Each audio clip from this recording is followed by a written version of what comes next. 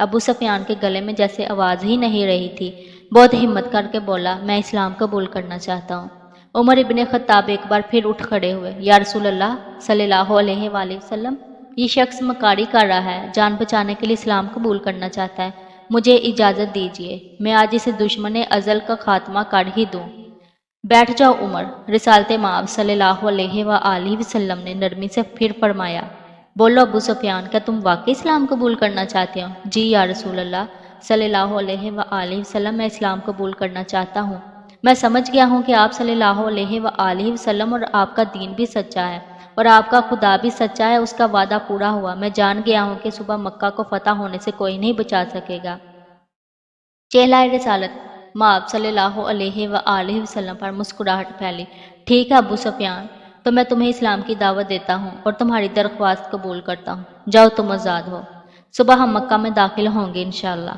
میں تمہارے گھر کو جہاں آج تک اسلام اور ہمارے خلاف سازشیں ہوتی رہیں جائے امن قرار دیتا ہوں۔ جو تمہارے گھر میں پناہ لے لے وہ محفوظ ہے۔ ابو سفیان کی آنکھیں حیرت سے پھٹی جا رہی تھیں، اور مکہ والوں سے کہنا، جو بیت اللہ میں داخل ہو گیا اس کو ایمان ہے، جو اپنی کسی عبادت گاہ میں چلا گیا اس کو ایمان ہے، یہاں تک کہ جو اپنے گھر میں بیٹھ گیا اس کو ایمان ہے۔ جاؤ ابو سفیان جاؤ، اور جا کر صبح ہماری آمد کا انتظار کرو، اور مکہ والوں سے کہنا کہ ہماری کوئی تلوار میان سے باہر نہیں ہوگی، ہمارا کوئی تیر ترکش سے باہر نہیں ہوگا، ہمارا کوئی نیزہ کسی کی طرف سیدھا نہیں ہوگا جب تک کہ کوئی ہمارے ساتھ لڑنا نہ چاہے۔ ابو سفیان نے حیرت سے محمد صلی اللہ علیہ وآلہ وسلم کی طرف دیکھا اور کانپتے ہوئے ہونٹوں سے بولنا شروع کیا، اشہد لا الہ الا اللہ واشہد ان محمدا عبدہ ورسولہ۔ سب سے پہلے عمر ابن خطاب آگے بڑھے اور ابو سفیان کو گلے سے لگایا۔ مرحبا اے ابو سفیان، اب سے تم ہمارے دینی بھائی ہوگے، تمہاری جان مال ہمارے اوپر ویسے ہی حرام ہوگا جیسے کہ ہر مسلمان کا دوسرے پر حرام ہے۔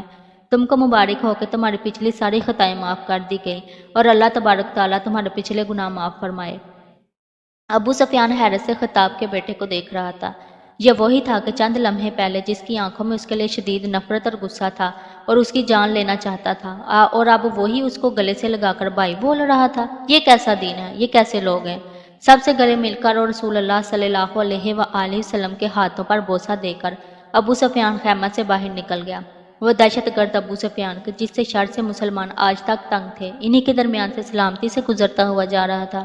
جہاں سے گزرتا اس اسلامی لشکر کا ہر فرد، ہر جنگجو، ہر سپاہی جو تھوڑی دیر پہلے اس کی جان کے دشمن تھے، اب آگے بار بار کر اس سے مصافحہ کر رہے تھے، اسے مبارکباد دے رہے تھے، خوش آمدید کہہ رہے تھے۔ اگلے دن مکہ شہر کی حدود پر جو لوگ کھڑے تھے، ان میں سب سے نمایاں ابو سفیان تھا۔ مسلمانوں کا لشکر مکہ میں داخل ہو چکا تھا۔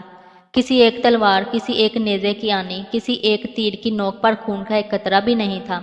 لشکر اسلام کو ہدایات مل چکی تھیں، کسی کے گھر میں داخل مت ہونا، کسی کی عبادت گاہ کو نقصان مت پہنچانا، کسی کا پیچھا مت کرنا، عورتوں اور بچوں پر ہاتھ نہ اٹھانا، کسی کا مال نہ لوٹنا۔ بلال حبشی آگے آگے اعلان کرتا جا رہا تھا، مکہ والو، رسول اللہ صلی اللہ علیہ وآلہ وسلم کی طرف سے آج تم سب کے لیے عام معافی کا اعلان ہے۔ کسی سے اس کے سابقہ مال کی بات پرس نہیں کی جائے گی۔ جو اسلام قبول کرنا چاہے وہ کر سکتا ہے، جو نہ کرنا چاہے وہ اپنے سابقہ دین پر رہ سکتا ہے۔ سب کو ان کے مذہب کے مطابق عبادت کی کھلی اجازت ہوگی۔ صرف مسجد الحرام اور اس کی حدود کے اندر بت پرستی کی اجازت نہیں ہوگی۔ کسی کا ذریعہ مال چھینا نہیں جائے گا، کسی کو اس کے ارضائی جائیداد سے محروم نہیں کیا جائے گا۔ غیر مسلموں کے جان و مال کی حفاظت مسلمان کریں گے۔ اے مکہ کے لوگوں، ہند اپنے گھر کے دروازے پر کھڑی لشکر اسلام کو گزرتے دیکھ رہی تھی۔ اس کا دل گواہی نہیں دے رہا تھا کہ حضرت حمزہ کا قتل اس کو معاف کر دیا جائے گا، لیکن ابو سفیان نے تو رات یہی کہا تھا کہ اسلام قبول کر لو، سب غلطیاں معاف ہو جائیں گی۔ مکہ فتح ہو چکا تھا، بنا ظلم و تشدد، بنا خون بہائے، بنا تیر و تلوار چلائے۔ لوگ جوگ در جوگ اس آفاقی مذہب کو اختیار کرنے اور اللہ کی توحید اور رسول اللہ صلی اللہ علیہ وآلہ وسلم کی رسالت کا اقرار کرنے مسجد حرام کے صحن میں جمع ہو رہے تھے، اور تبھی مکہ والوں نے دیکھا۔ اس ہجوم میں ہندا بھی شامل تھی۔ یہ ہوا کرتا تھا اسلام، یہ تھی اس کی تعلیمات، یہ سکھایا تھا آپ صلی اللہ علیہ وآلہ وسلم نے۔